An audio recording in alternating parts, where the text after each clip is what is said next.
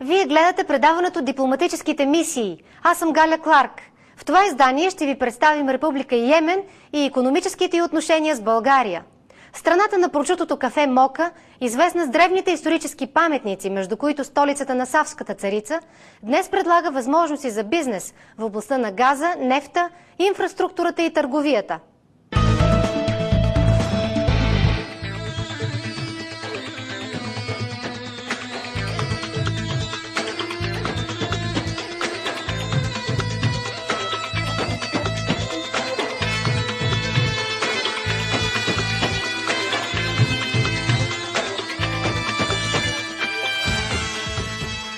Република Йемен е разположена в югозападната част на арабския полуостров на брега на Червено море, Арабско море и Аденския залив.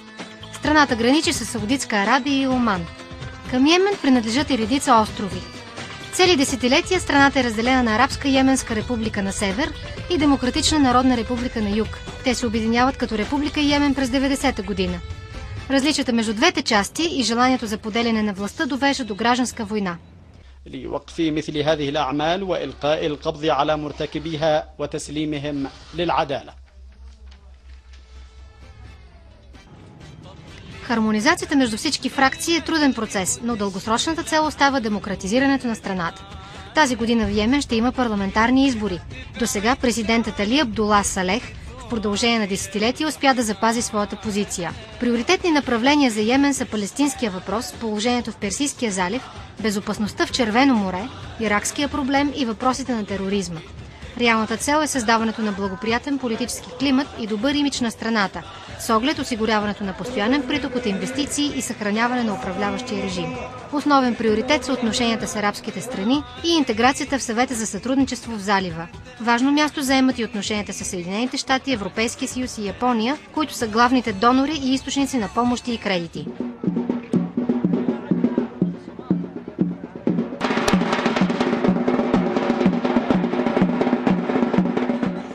Икономиката на Йемен има голяма зависимост от външни източници на финансиране и недостиг на квалифицирани кадри. 70% от приходите в държавния бюджет идват от износа на нефт.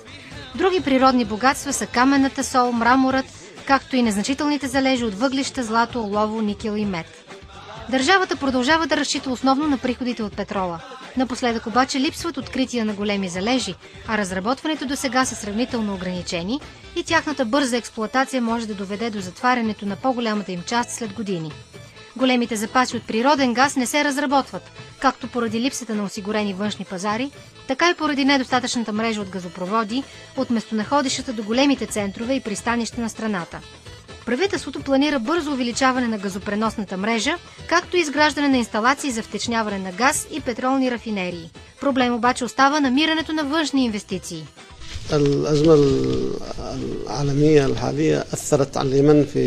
Глобалната финансова и икономическа криза се отрази отрицателно върху икономиката на Йемен.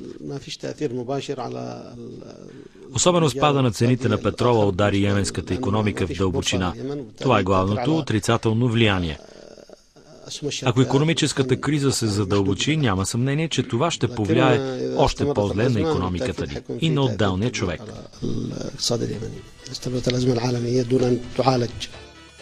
Йемен получава помощи и кредити от Международния валутен фонд, Световната банка, Европейския съюз и отделни държави като Германия, Япония, Китай, Саудитска Арабия и донорски организации за инфраструктурни проекти в сферата на електрификацията, комуникациите, водоснабдяването, пътната мрежа, образованието и здравеопазването.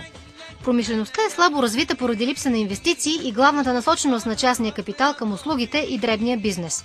Основни производства са нефтената и нефтопреработващата промишленост, както и малките предприятия за текстил, кожи, хранителни продукти, цимент и алуминий. Страната периодично изпитва кризи с снабдяването с електричество. Недостатъчно развити са съобщителната мрежа и транспорта. Ето защо и в текущия 5-годишен план от 2006 до 2010 година се предвиждат значителни средства за изграждане на нови обекти в енергетиката, съобщенията и транспорта. В рамките на 5-годишния план йеменското правителство подготви и приемането на мерки за намаляване на безработицата, подобряване на образователната система и здравеопазването, ограничаване на инфлацията и повишаване на жизнения стандарт. По тази програма се очаква в Йемен да се получи финансиране на над 5 милиона щатски долара от страни от Персийския залив, от Световната банка, от Европейския съюз също така. Европейския съюз може би над 2 милиона долара е предоставил вече на йеменската страна за различни проекти. Ето тук можем да споменем и, че България като страна член на Европейския съюз е съпричастна към програмата, която Европейския съюз изпълнява. Една от задачите на тази програма е именно насърчаването, развитието на бизнеса, на малкия и средния бизнес в Йемен. И различни проекти за електрифициране, за рибното им стопанство, здравеопазването, по които български фирми при интерес биха могли да се включат, защото там финансирането е гарантирано от международни източници.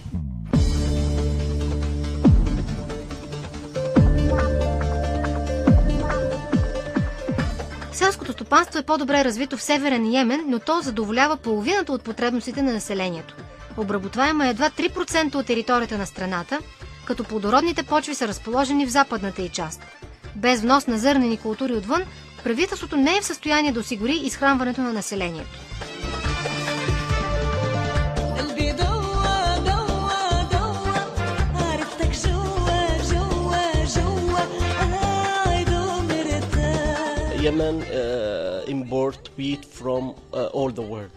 Йемен внася жито от целия свят, Съединените щати, Русия, Европейският съюз и България. Искаме да увеличим обема от България. Какъв е обемът в момента? Не са големи количества. 7000 тона за 2008 година. Йемен внася 1 милион и 200 хиляди тона, от които 7000 от България. Искаме те да се увеличат, защото знаем, че България е известна с добро земеделие и по-специално с добро зърно. Това е много добре, защото ще помогне на хората да разменят стоки двустранно. Вие споменахте за новите възможности от споразуменията, подписани от Смесената комисия за възкресяване на бизнеса ни, защото иначе човек остава с впечатлението, че се развива главно военното сътрудничество. Bulgaria and Yemen has good relations since the revolution in Yemen. It is in the 1960s. България и Йемен имат добри отношения от 60-те години. След революцията в Йемен и военното сътрудничество е част от тези отношения. Но ние се стремим те да са само един от аспектите на сътрудничеството. Относно търговията, ако улесним транспортните връзки между Йемен и България, представяйки нови линии или директни полети и директно корабоплаване между двете страни, това ще спомогне за износа на повече стоки, не само военни.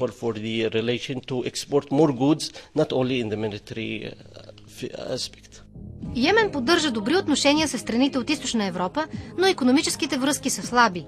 Известно изключение правят Чехия и Полша. С балканските държави отношенията са традиционно добри, като най-активни са тези с Турция. Дипломатическите ни отношения с Йемен се развиват на основата на добрите традиции в близкото минало, като членството на България в Европейския съюз дава нови измерения на връзките с арабската страна. Координиращ орган на търговските ни отношения е Смесената комисия за икономическо и научно-техническо сътрудничество. Между двете страни има актуализиране и допълване на договорно-правната база, което дава предпоставки за активизиране на двустранното сътрудничество.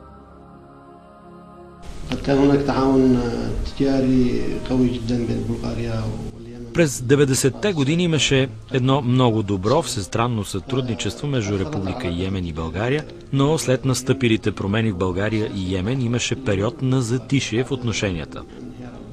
След разпада на социалистическата система и Съветския съюз, отношенията между нашите страни изживяха един нединамичен период. Последните години България даваше по-голям приоритет на отношенията си с Европейския съюз и може да се каже, че през това време тя отсъстваше в нашия регион.